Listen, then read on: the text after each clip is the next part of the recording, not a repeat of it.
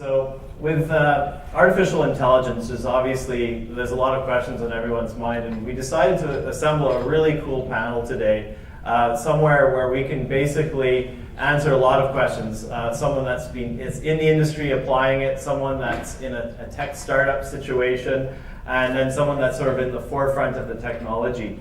So let's start with Leon Katznelson. He works for IBM. He's a specialist in emerging technologies, and he brings that type of technology development process to IBM. So he's going to be the guy that's going to tell us what's coming, because we always kind of hit ourselves over the head in travel that we're about a year behind or 2 years behind. So Leon's going to tell us what's exciting, what's upcoming. Then we've got Misha Plotkin. So he is the founder of MobyTrip. Talking to Misha was really exciting because he's gone through a very interesting pivot in his business model. I'm not going to steal his thunder, and I'll let him get into that as well. And then my friend Dan Christian from the Travel Corporation. If you don't know the Travel Corporation, they're probably one of the largest businesses in the travel business, make up several $1 billion a year. You probably heard of brands like Kentucky and Trafalgar, and he represents some of those brands as well. He's been applying AI, and he's going to give us a really interesting perspective of how AI is being applied in the travel industry today. So why don't we just start with you, Leon. If you could just give us a little bit of an introduction, a bit more about what you do and how AI is in your life currently right now. All right, so Leon Katznelson. Forget Katznelson, you won't remember it. If you know the furniture store Leon's, you know my name. So I think I have the best job in the world. I know you've heard that before, but I really mean it. I actually get to help people, get into the AI. And one of my favorite quotes is from Kevin Kelly. He's a director or managing director or editor at Wired magazine. And he said that the business cases for the next 10,000 startups are very easy to predict. I have X, and I'm going to add AI to it. So that's what my job is to help everybody add AI to their X, whatever your X is. In terms of travel, I personally think that I'm responsible for the travel industry existing because I travel so much. And you saw the Sabre system. Believe it or not, I've been in the industry long enough to actually work on it. So I worked on something called TPF, which was a database behind that. It was actually, the genesis of this is that some of this technology is developed here. So besides being an IBMer, I've been in Canada since 1980, and since day one I've been a huge Canadian. And I love Toronto, and I'm always a great proponent of Toronto. So I have to congratulate this group. I love every meetup that has the .to or TO at the end of it. I think it's fantastic. And that having a turnout like this in here is amazing. So don't stop, okay? Go promote Canada and Toronto. Woo!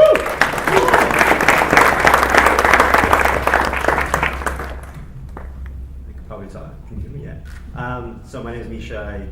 I run a company called MobyTrip. As Christian said, we had a little bit of an interesting start. We started this 3 years ago to build an AI-powered trip planner. And for those of you that don't know, trip planning is that 45 to 90 days before you book a hotel or a flight or any kind of payable travel inventory. And shortly after launching in August of last year, as is very often the case, we found that commercial aspect of a side project was more interesting and actually viable, which was a machine learning powered search engine marketing system. So what we do now is we sit in between Google AdWords, which is where you advertise, or Bing or Yahoo Japan or something like that, and travel inventory like hotels and flights. And we help companies place ads and bid on keywords in a much more efficient manner than what they're currently doing. We do it ourselves also for our MobyTrip brand, which is online and active, and you can still plan a trip if you want to on it, and book a hotel. So that's it. Cool. Thanks, Misha. Thanks, Leon, and Christian, of course. Max and the team for putting this together. I think there's actually a commonality here of why we decided to be here tonight. Christian invited us, but it's interesting when you see our past is that Last time I saw Misha was in New York and then Los Angeles. Last time I saw Christian was in Las Vegas. And the thing is that there is this amazing tech talent scene in the travel industry here in Toronto. And many of us here in this room represent exactly what we're trying to do in this space. Trying to be innovative and deliver great new technology and cutting edge digital marketing techniques. And there's a lot of great things happening in this city, so it's terrific to actually be together and be able to showcase it. Since we travel so much and we're in other places, all of a sudden we're here together in a room at the same time. Now, as Christian mentioned, the Travel Corporation, which when you actually shorten that down to TTC, it causes a little bit of confusion in Toronto. That's what my badge would say, TTC. The Travel Corporation is the world's largest privately owned group of travel brands. So it's a huge company. It's the largest travel company you've never heard of, and you didn't realize that their digital team is based here in Toronto. And I'm proud to lead that here in the city. But the reality is that we've got 30 brands across the group, and we've had major success as we've implemented new websites, new technology, working with some of these partners, including IBM, which is the story I'm going to share with you tonight. And when Christian asked me to be here, I mean, Christian is a terrific partner of ours. We sell a huge number of tours, river cruises, from Kentucky, Trafalgar, Insight, Uniworld, all through their platform. And it was amazing when they decided to be based here in Toronto. I've advocated for them a number of times as investors have called me to say, what do you think of these guys? And I have continued to vouch for them because they could have been based in Boston. They could have been in the US when they opened their North American office. And because Christian is here, and there's a number of people here that worked in the travel industry, have worked in technology, that have been based here in Toronto. And several of you guys who I'm really close to and have worked with for years, those terrific to see your faces here tonight because we have a great story to tell. So, I wanted to come here to share one example with you that hopefully will be really beneficial for everyone here working in the travel space and looking to innovate in this space. It relates to IBM. Are we ready to get into that now? Yeah, I was going to ask you, we obviously talked about your work that you did with IBM Watson, and I think the group here would love to know a little bit of what you're working on. Sure. So I'll give you guys a very real example of where we've gotten to with this type of technology, and obviously we're going to talk about where it's headed. So it's important for any of us to try and get traction with technology, right? It's one thing to pitch technology, what it can do for you, what the future potential is, but the key for all of us is getting traction, getting ROI, being able to see the real business benefit of investing in this ad tech and trying to see real business results. Is it going to create bookings, the things that we're all being measured by? And so for us, the big opportunity for 30 brands, and my big focus is across websites, digital marketing, social media. How do we leverage the power of that collection as opposed to have individual brands competing against each other? How do we actually leverage that group, all of that first-party data that we can actually target, lookalike audiences, all those ways that you guys know in this room how to be able to reach an addressable market. So we're the same. A large established travel company is focused on the same solution that a startup is in terms of actually focusing on who the audience is and how do you make sure you get in front of them. And so my big focus is actually travel intenders.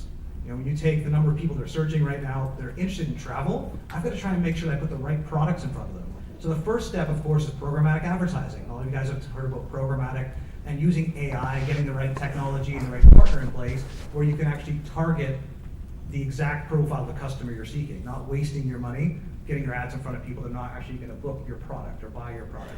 And so for us, it started with programmatic advertising, the AI that's so important to be able to target a specific profile and actually measure their behavior and then make sure we're getting ads in front of them. Now, for all of us in the travel space, the one thing, especially those of you who've been in the space for a while, know that it ebbs and flows. Destinations crop up, Iceland's the next big destination, so is Japan, but it changes. Brexit happens, our friends south of the border all of a sudden said, do I need a visa to go to England? They've left the European Union, right? All of a sudden, no one wanted to go to England anymore. 2 weeks later, all of a sudden, the price of the sterling dropped and all of a sudden it's the best deal. So now all of a sudden, how do you in travel respond to the fact that 2 weeks ago you wanted to go dark, and now you need to flood all the opportunities you have to try and get advertising. So for us, the key is actually sentiment and trying to actually use, so IBM Watson, so we've been part of an alpha project, one of 3 companies working with IBM and IBM Watson to be able to target based on sentiment. Because we would have to do what many of you guys would do with your spend, which is you would go dark. Remember there's this whole concept of always on advertising or when do you otherwise pull back or based on seasonality or booking trends. And so the reality is that you still had a decision to make when something happened in the world, like there was an attack in Paris or a situation with Brexit, you got a decision to make whether or not you should pull back your advertising. And before it was really just an on-off switch. for how sophisticated we've become in 2016, you really only have a decision to make is whether or not you want to stay live. Thanks to tools like IBM Watson, which actually tracks sentiment, so you can actually add in keywords based on positive or negative, which if it's a negative keyword, obviously it puts a hard pause on your advertising. And if there's an opportunity where it actually knows that you're going to double down on booking activity based on a positive news story, and there's no way that human intervention in that case. So IBM Watson goes through about 10,000 news sources every about 7 minutes. We'll cycle through that amount of content and be able to actually parse that information and then target your advertising next to those people that are going to be most relevant. And that's where it gets really exciting for us. So regardless of the size of your organization, startup, small business, large established, we're all basically looking for that same opportunity, which is how do you optimize your spend and how do you make sure you get in front of people. And we've had the best year in 5 years, and we've had huge success working with partners, investing in technology, and utilizing IBM's software. So that's one of the things I wanted to be able to share with you guys tonight. Awesome, thanks, Dan. Misha, so you talked about trip planning, and the trip planner is kind of like the holy grail, complete trip planner in this industry. And one of the things we discussed is you mentioned there's a couple of key ingredients for a company like that that's seeking that to succeed. What would you say those are? I mean, ultimately, it comes down to data, and especially in trip planning, where there's so much. Everyone has a very minute little difference in what they want to do. So the way we approached it when we had built it is we connected a whole number of data sources to do things like sentiment analysis. We used IBM Watson. We built our own algorithms. But when it came down to the matter, we had to use third-party data like Google or TripAdvisor, Foursquare to figure out what was popular and then combine it. I think the question kind of leads to the answer. What do you really need? And you need to know what people ultimately end up doing when they actually use your trip planner.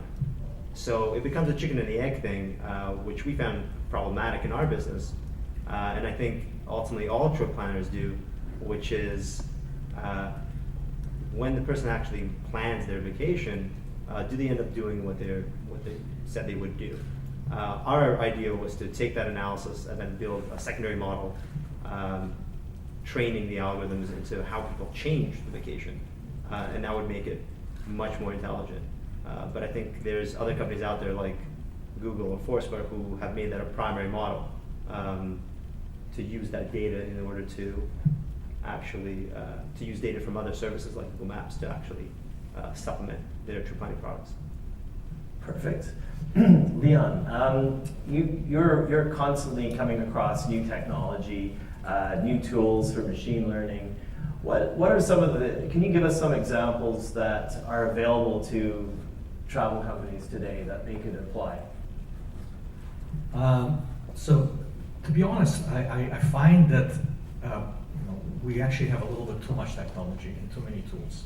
And what I mean by that is we have technology running way ahead of what the people are able to use.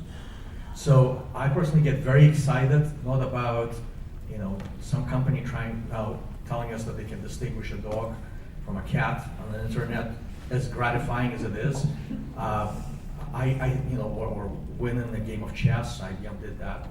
That's cool, but I think it's really important that if we can get everybody to be able to take advantage of technology that's already out there. So I personally spent a lot of time on that. So we found that it wasn't when we're getting into big data business, for example, we found there wasn't a lot of technology that people were wanting, and there was a lot of technology that people just didn't know what to do with. And I find that today to be exactly the same, whether you take it in the travel industry or fintech or industrials or whatever the industry is, there's just a little bit too much technology and a little bit and not enough skill. Let's put it that way. So I get really excited about when we can get a regular person off the street who does not have a PhD in machine learning, be able to do the same thing that along the lines of the things that you've heard and saw here today.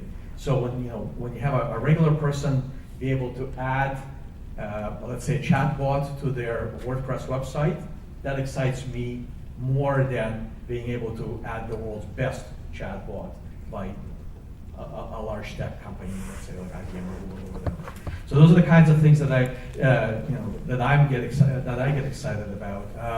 By the way, I should mention, I did see Europe for the first time from the Trafalgar bus. Me and 30 Australians. This was last year? Well, yeah, that was a few years ago. They love traveling on Trafalgar and Kentucky coaches, right? So we run something. My team started something we do absolutely for free, which is called Big Data University. Now we rebranded as Cognitive Classes of AI. And one of the things we do is we teach everybody how to apply the technology we have, machine learning, AI, just get general understanding of data science to your everyday problems, so you can actually learn how to take a WordPress website and without having programmed ever before, be able to add a chatbot to it. Granted, it will not be as sophisticated as what you saw in here, nowhere near, but it will be your website, it will be your chatbot, and you would have done that without having hired, a PhD. In the space, so that's the kind of thing that I get excited about.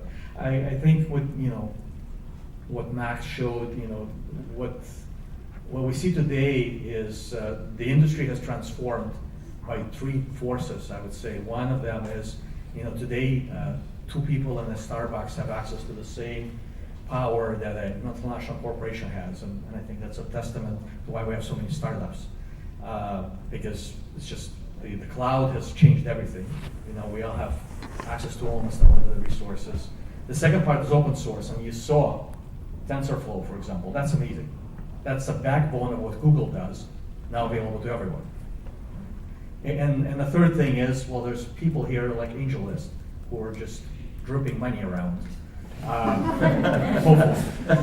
Right? But the point is, they're making all of this innovation possible. So I think it's a combination of those three things, and if we can bring that to a wider audience, is really what drives this, not any particular technology.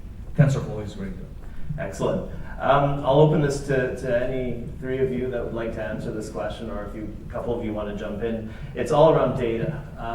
Obviously, there's a lot of great AI tools or AI developed out there, but obviously the strength of your data has a huge impact on that. And if you have bad data, it could potentially, a powerful tool can lead you down the wrong road. If you have holes in your data, what do you do? So I guess, as I was working the room, a couple of people mentioned that to me, that they're concerned about what they have in their, they've been collecting data for 20 years and a lot recently online. What can they do with these powerful AI tools that will not send them hurtling down the wrong direction? Sure. Go ahead.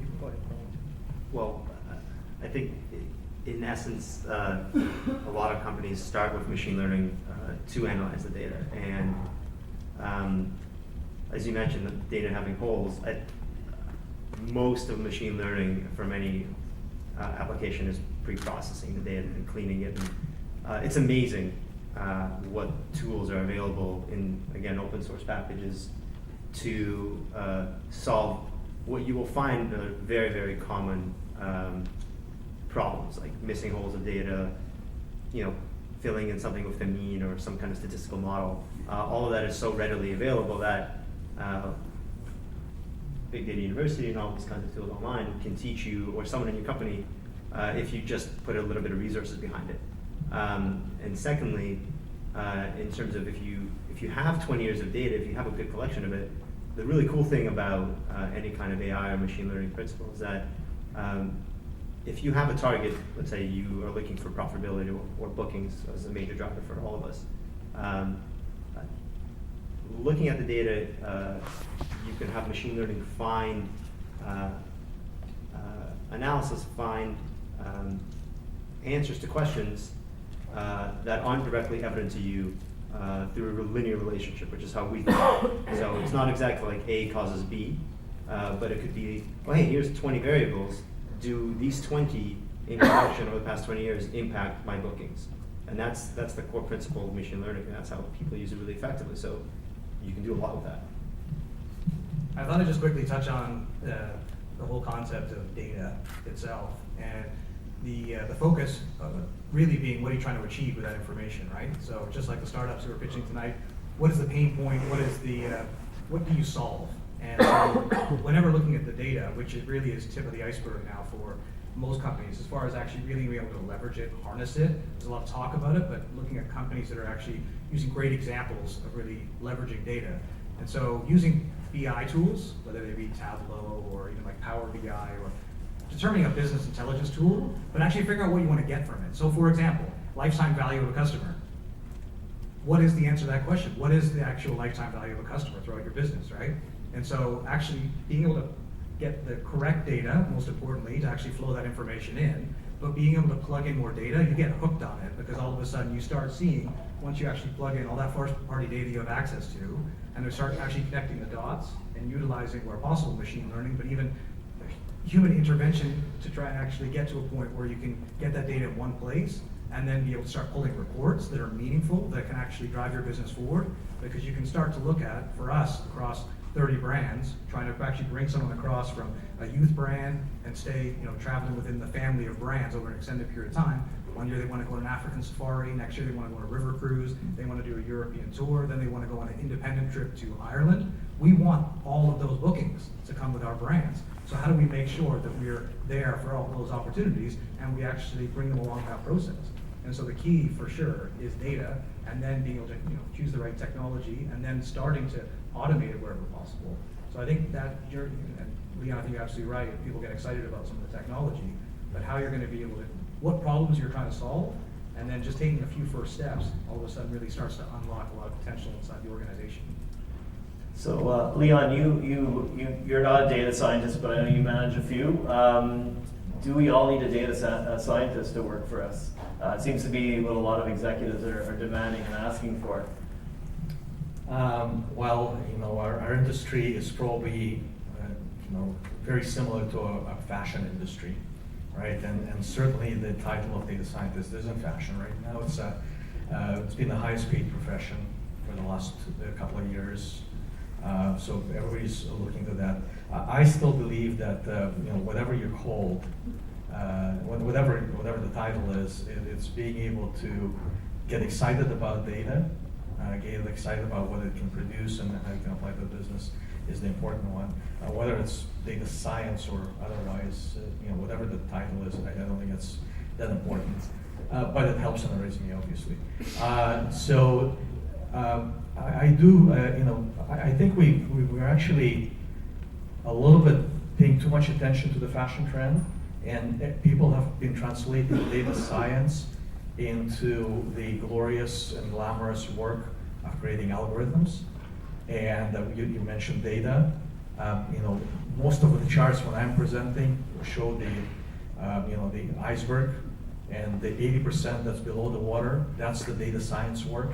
And that's, I call it the janitorial service of data science, but that's the one you gotta do.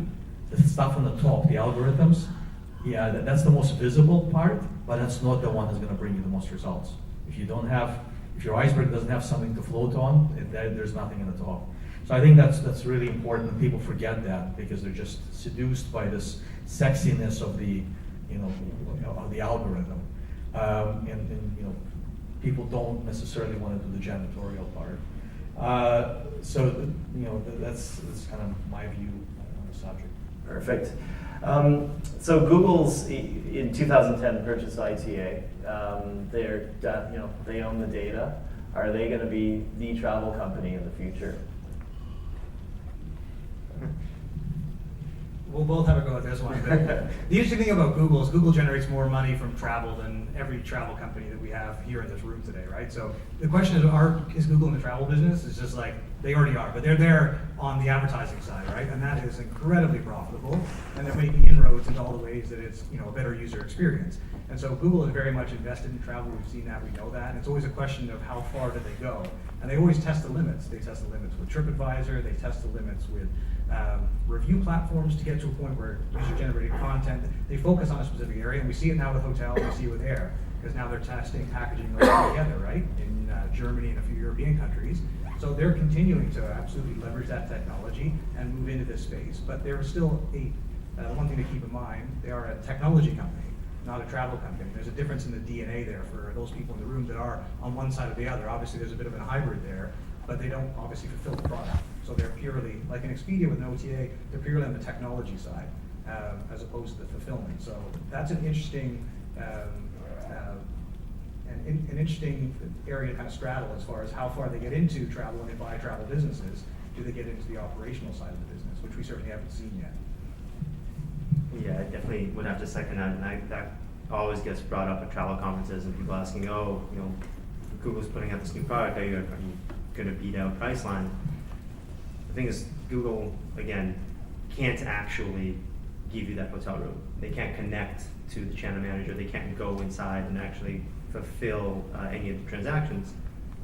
What they can do, and what they do is try to get you to the point of purchase, and that gives them a lot of power. So I think definitely seconding everything that you're saying, but to add on to it, like the Google Trips product, when you download the application, and I've talked to the Google Trips team at length about their plans on it, and it was, they want to be post-hotel booking. So they're going to scan your email, they're not going to help you book the hotel until they do, until they have enough people on the platform using it, in which case it makes sense to actually start selling travel directly in there. The ITA purchase, I remember when that was going on and people were freaking out because everyone uses ITA. I was using ITA, it's the backbone of travel search. And I mean, things worked out generally okay, the software's still available. Google actually licensed the software out under a brand called QPX. So startups like us use that product to start experimenting travel search, which is in flight search very difficult to get into. It would be very challenging and this is my background in finance, but from a public markets perspective, it would be very challenging for shareholders to accept the fact that their technology stock is all of a sudden about to start going into the very volatile industry of travel. Yeah, very good point. Do you want to give it a crack, or? So I don't know much about Google in the travel industry, but I always see this sort of inferiority complex when it comes in, when people say Google and it's something else. So there's another company called Amazon, right? And they had I think we've heard of them. yeah, it's some people buy stuff from them. So they had a really interesting problem, right? You know, Google dominates search. So whenever you want to find something, you go through Google, even if you want to find it on Amazon. So if you think of what they've done with Alexa, you know, or Echo, we don't get it in Canada, but it's a speaker, you can talk to it, right? So what they've done, the first time I got the Echo Dot, $40. I put it on my desk, and I started talking to it. And I immediately realized what Amazon just did is they front-ended Google. Because I'm no longer talking to Google when I want to find something. I'm not talking to Amazon. Now, granted, Amazon is also a big company, okay? But the lesson for me is don't be afraid of what Google does. You can always out-Google Google. Excellent. No, some really good points. Misha, you talked, when we spoke about a week ago, you talked about some interesting applications you did with influencers, or where you're going in that direction with influencers and AI. I was wondering if you could elaborate a little bit more on that. But yeah, you were talking about marketing and influencers and how you could use data to kind of help your influencer program and marketing. To be honest, I'm trying to Sorry to put you on the spot. I don't fully recall what no worries. We can. Oh no. So yeah, that was more of an idea, I guess. We market a lot. Obviously not the same scale of Travel Corporation and IBM, but for a startup, it is virtually 100% of what we spend money on, and it is our business. So in terms of influencers, there are a couple of companies that are popping up now. Hashtag Paid is one of them that I can name off the top of my head, but they help you find influencers that you can target based on what you're trying to reach. And if you have money, that's great. And if you don't have machine learning principles or a data science team, you can use another company, but internally in travel, all this stuff is public. So the concept and the approach that we took was trying to scrape platforms like Twitter and Instagram to try to find people who can promote our product based on their location and based on the stuff that they're writing online. And that turned out to be really effective, but ultimately it wasn't the course of action that we took because, again, we needed to focus. I think there's a lot of value in that, though, for big companies, especially that have retail products that need to sell something. There's social media is inherently connected, and all this data is available. So it's really easy to, well, not easy, it is open to being scanned by programs and to classify and categorize data in order to target who you should place your products with in order to generate sales and leads online. Excellent. Dan, so AI and your very large organization, obviously you have a number of brands. Are you planning to expand your usage? Are you going to continue using IBM Watson? Are you going to do something more homegrown? What can you are willing to share with us today? Of course. We work with a lot of startups in the Toronto community. We obviously we're always focused on bringing great talent into the business. And so the answer to your question is yes, absolutely. We're having great success in this area and we want to expand. And I'll give you a great example of where we're seeing terrific success in this space with a little app called Lola. Are you guys familiar with Lola? So Paul English, who was one of the co-founders of Kayak, which was the original meta search, has invested in a new app that is having massive success in the US, which is oversubscribed at the moment. So the number of people, it's basically a personal assistant for travel bookings. An amazing, simple solution of combining AI with the high-touch human intervention as well. So how do you take travel agents and make that business model continue to be relevant, which it will be, and actually enhance it with artificial intelligence? And so we have a large number of inbound calls happening at any time, actually learning from that information and making sure that we can provide the right feedback, that we can ultimately ensure that someone is happy making their booking and confidently going to come back or travel with any of our brands or with our partners. So utilizing all of that data that we have access to is first and foremost. And one of the other examples for us is that we own a collection of 5-star hotels called Red Carnation Hotels, which you can check out. Ashford Castle in Ireland is one example. And so these beautiful hotels where the focus has to be providing a level of customer service, which was traditionally based on the manager remembering what colors they liked and trying to make sure like the hotel room is, so the whole concept of CRM, which was usually based on someone's memory, that now can be by and large automated.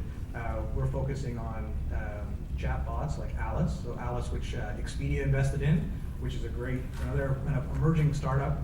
For those of you guys in the room today that are like heading in that path or on those stages, it's amazing to see how quickly some of these startups are accelerating and where smart companies are choosing the right partnerships. So in answer to your question, in certain areas we're making investments in technology where we think it makes the most sense to be proprietary or part of our core operating systems. But at the same time, we're equally making a number of bets and partnerships with startups that we see great success with, because that's their core expertise. And that's what they're focused on solving a very narrow problem, which fits really well with our business model, and it makes sense for us to partner with them. But the key in every aspect is speed, right? For all of us, it's like trying to actually make sure that we are continue to be as agile as possible. So that's where we're focused. So yes, we're doubling down in this space for sure. Great, good segue on the speed front. 2 years in the future, where are we going to be in travel and AI and machine learning?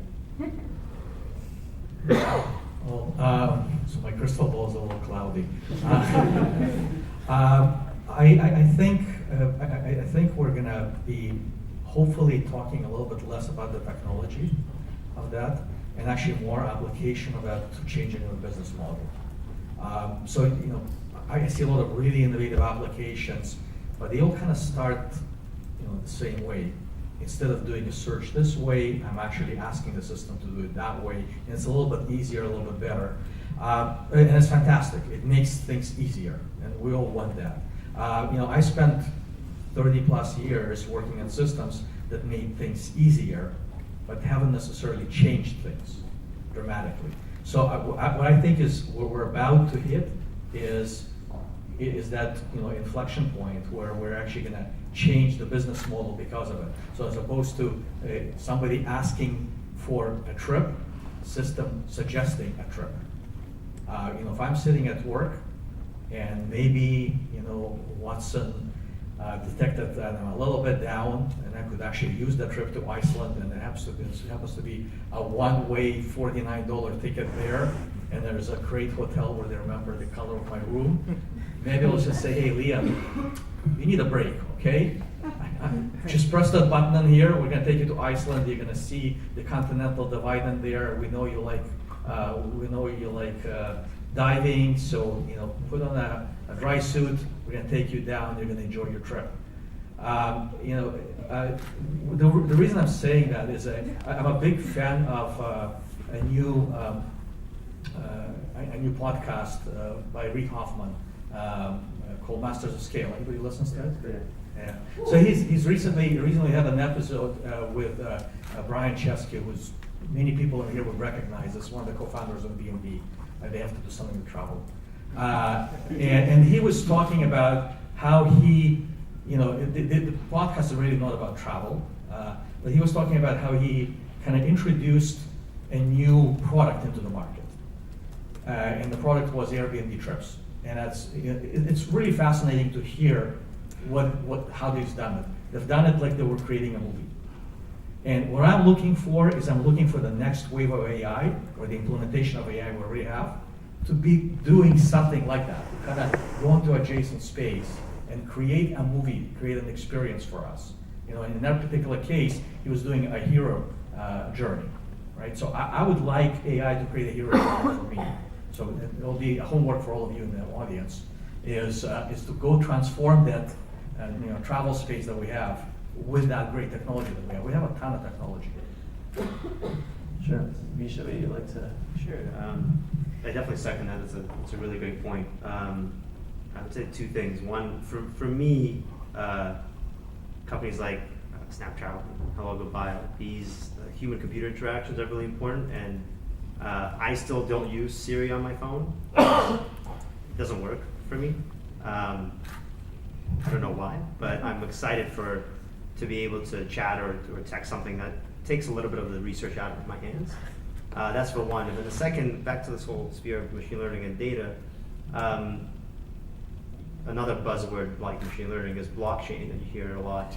And it's something that has an ability to revolutionize travel a little bit, because the OTAs right now have the connections to hotels, and there's no real visibility for hotel property like your castle or whatever you guys have to find out what inventory or have transparency between actual bookings. So there are companies working on something like that, and it becomes so complex that I think the two spheres of blockchain technology and machine learning for travel will definitely get intertwined, because there's just going to be so much stuff to analyze. But that'll open up the space for more startups and more corporations to make use of that data exactly in the same way that you said. Because if I know in efficient transaction just happened, this key moved to book the room in this hotel here, you can market to them essentially saying, hey, do you want an offer for this flight? And right now, the only way to do that is search engine marketing or remarketing or programmatic advertising, things like that. That's really interesting. I've got two quick examples that I'll share with you. So one quickly on so where is the space headed in the next few years. So Christian sits in the fortunate position of being the next big thing in online travel. And so I'll briefly explain why I believe that to be the case, and then I want to give you another example about voice search, which I think will be the next big wave that is it's already here. It's just more and more people actually realizing it and trying to figure out how to ride it. So when you look at the evolution of online travel, it's always been about car, air, hotel, and then dynamic packaging, sort of putting those together, right? Most of the OTAs, they moved on from that to day tours, and they moved on to restaurants. With Booking.com and TripAdvisor, they made their plays in that space, but they left a large space untouched, which is tour operators. The interesting thing in that space, and this is where Airbnb Trips comes along, and everyone says, what does that mean for tour operators? Well, actually the reality is for the tour operators that are transforming their business models, making themselves more accessible, more relevant, are having great growth and success. TravelTechTO Radar being a terrific example of that, because it makes more sense for any of these OTAs to come in and acquire a smart company like Tour Radar, and next thing you know, Expedia's here, and you can book all the tours via Tour Radar. That's how quickly our space is going to move, and these guys are very well positioned, because that's a next huge category. All of you guys are looking at addressable markets. That's a huge industry, and all of a sudden there's an opportunity to make that all bookable online. They've solved that in a kind of one-click, book everything in one place solution.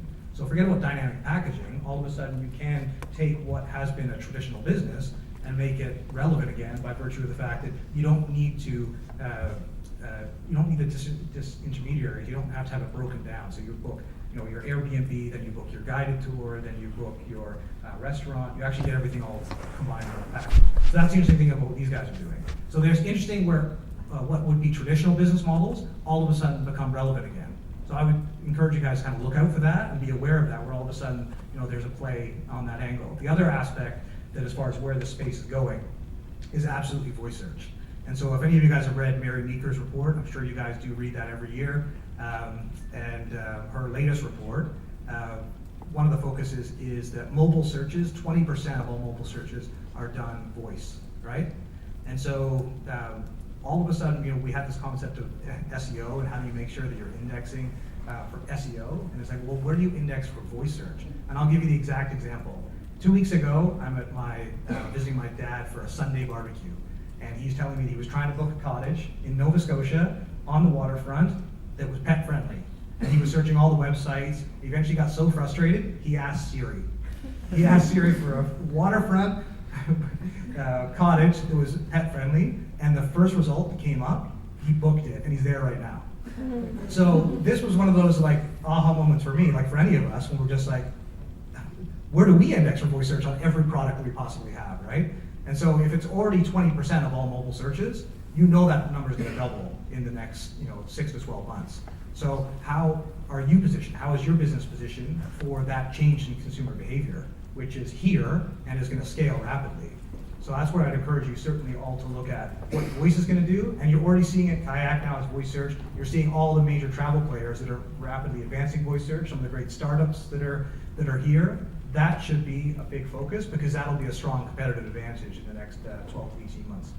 Perfect, thanks, Dan. I'm going to open up the floor now to questions, because I'm sure you guys have some for some of the panel members. I'll be coming right over. We're limited on mics here.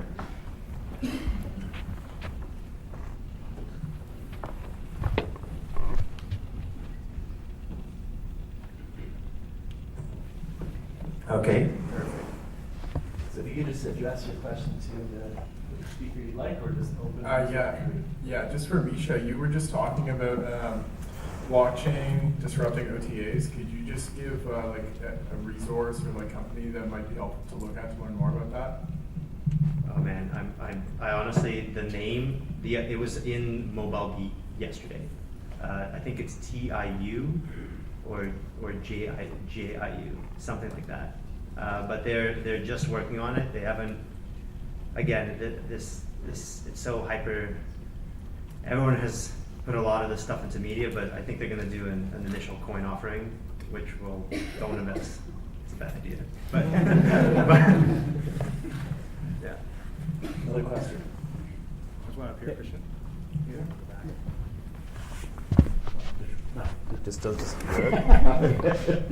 I just have a question for Leon. So we are working on a platform that connects people to the people. So the travelers to the locals live. They can chat and talk, call and video call. And we're trying to use AI to find the right people to connect to the travelers. And the challenge that we have is supporting the multilingual system. So to have multi-languages on that at the same time. So does IBM support this kind of stuff? How we can use IBM for this kind of project?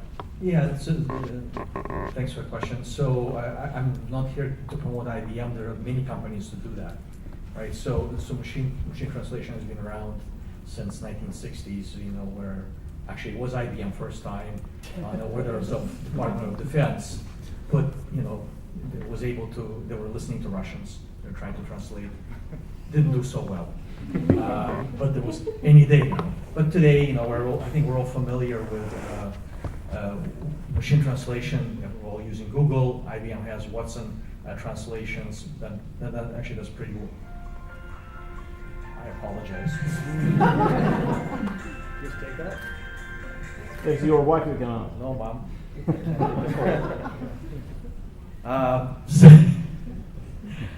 So we do provide APIs for that. So a typical implementation of that would be people will be using speech to text, then feed the text to machine translation, language to language, and then they usually do, as we heard, voice search is going to be very important.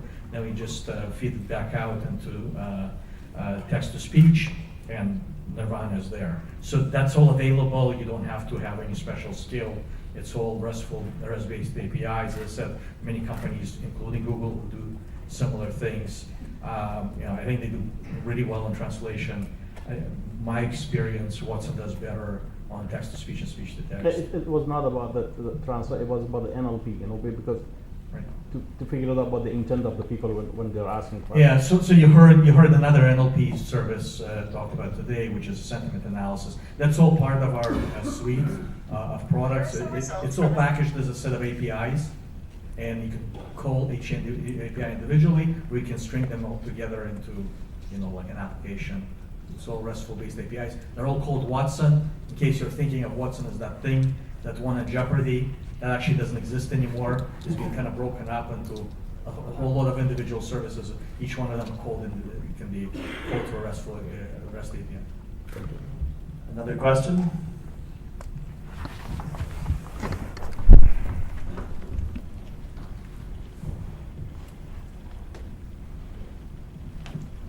A lot of talk has been for before people start traveling, right? So you have a lot of startups that go into booking, trip planning, everything you do before you travel.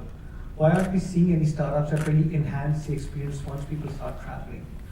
Introducing AI, introducing more products there that could literally be your assistant as you travel. That's a terrific question. I'm glad you asked it, because the market has certainly been flooded with travel planning apps and products along those lines, right? With all the pre-planning. The area that TripAdvisor has moved into is the actual in-destination experience. So you're absolutely right, because that's a significant market of dollars, as we're all focused on what the business opportunity is the dollars that have not been committed, until they're in destination. They're now making decisions on where they're going to eat or the things they're going to do in market. So you're absolutely spot on with that. Actually should be a much more significant area of focus for startups, and certainly look at TripAdvisor as one guiding example who's decided to shift their focus into that space. And there is, you look at the different aspects of travel, like the researching phase. There's the dreaming, there's researching, there's the when you're actually in destination, and then when you just return. So I think that is probably, of the opportunities, the most significant one that still has yet to be realized for companies that are focused on that. So have a go, and give us a call if you get any. So very cool question. That's Yeah, follow up to exactly that? startup capability. So. There you go. Yeah. We have time for about one or two more. So one of the larger problems I know is how do you clean centralized data, and how do we answer, so how do you figure out what questions we want to answer with that data? We don't really care that we get the answer 42 when we don't know what the question itself is. So how did you approach the problem of trying to determine when ML should be leveraged, and what are the use cases you were modeling that led to that decision versus something else, I guess? Thank you. So I think you just nailed the foundation of data science, right? So in data science, the most important part, what you're looking for, is knowing which question to ask. Because there's going to be a lot of people who will tell you what algorithms apply when to answer that. I think that's why people go and get a master's and PhD to get data science. I'm not being facetious at all. I actually do believe that's probably the hardest question. So the whole idea behind data science, and the reason it's called science and not just like data engineering, is because you're supposed to apply a scientific method, right? And a scientific method means you make a supposition, you make a guess of what the right thing is, and then you just prove or disprove. right? So there's not a magical answer. It has to come through experimentation. That's what science is about. It's about experimentation. Great. Well, we're going to have to wind it up right now. I want to have a big round of applause for our three panelists here. Very enlightening.